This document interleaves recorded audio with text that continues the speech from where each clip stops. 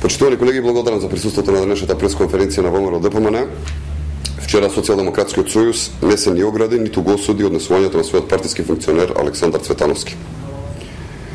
Каков и само пример се испраќа на младите луѓе, кога човек сликан со огнено оружје, со огромно количество на алкохол и во друштво на највисокото раководство на Социјалдемократскиот сојуз се заштитува наместо јавно да се дистанцира и да се осуди ова девијантно однесување.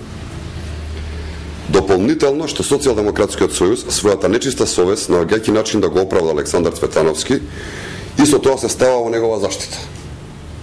На тој начин ја злоупотребува и смртта на Нешковски.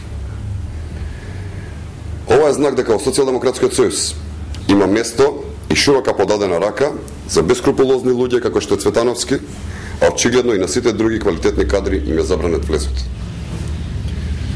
Но уште е поочигледно дека се роди новиот Верушевски во Социјалдемократскиот сојуз.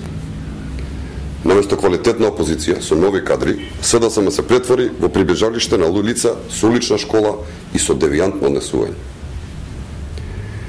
Не ни е јасно што ли треба друго да се случи за да Социјалдемократскиот сојуз почне да ги санкционира ваквите случаи во својата партија.